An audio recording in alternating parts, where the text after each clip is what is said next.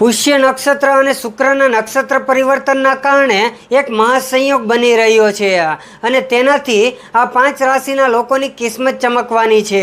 આ 5 રાશિ વિશે જાણતા પહેલા હજુ સુધી તમે અમારી ચેનલને ફોલો ન કરી હોય તો અમારી ચેનલને ફોલો કરી દેજો, આ વિડીયોને લાઈક કરી દેજો અને કમેન્ટમાં જય માતાજી લખી દેજો। 11 જૂન 2026ના રોજ શુક્ર પુષ્ય નક્ષત્રમાં પ્રવેશ કરશે, જેને જ્યોતિષ શાસ્ત્રમાં અત્યંત શુભ માનવામાં આવે છે।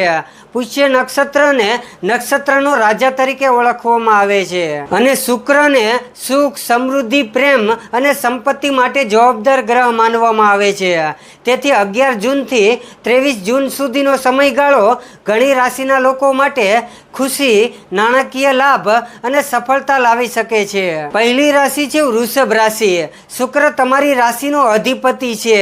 આ સમયગાળા દરમિયાન તમને દરેક પ્રયાસોમાં સફળતા મળશે। જો તમે લાંબા સમયથી કોઈ પણ મોંઘી વસ્તુ કે મિલકત ખરીદવાનું વિચારી રહ્યા છો તો આ એક સમય અનુકૂળ સમય માનવામાં આવે છે।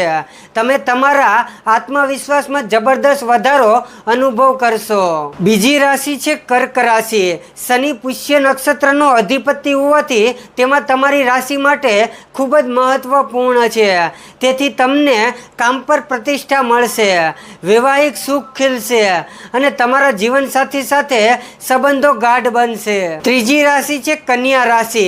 આર્થિક દ્રષ્ટિકોણથી કન્યા રાશિના જાતકો માટે આ સમય ખૂબ જ શુભ છે। શુક્રના પ્રભાવથી અચાનક નાણાકીય લાભ થવાની શક્યતા વધી રહી છે।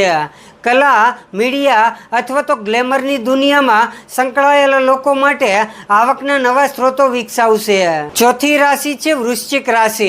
શુક્રનો ગોચર તમારા માટે સુખ સુવિધાઓ અને વૈભવમાં વધારો થવાના સંકેત આપી રહ્યું છે। નોકરી શોધી રહેલા અથવા તો ટ્રાન્સફર ઈચ્છતા લોકો માટે આ સમયગાળા દરમિયાન સકારાત્મક પરિણામો જોવા મળી શકે છે। પાંચમી રાશિ છે મીન રાશિ। ઉચ્ચ શુક્રના પ્રભાવથી સમાજમાં તમને માન અને સન્માન મળશે। કોઈ પણ જૂના વિવાદોનો અંત આવી શકે છે। સર્જનાત્મક કાર્ય માટે ઉત્તમ સમય છે અને આવા જ રાશિફળવાળા વિડીયો જોવા માટે આજે જ અમારી ચેનલને ફોલો કરી દેજો, આ વિડીયોને લાઈક કરી દેજો અને કમેન્ટમાં તમારે કઈ રાશિ વિશે જાણવું છે એ લખી દેજો। જય માતાજી।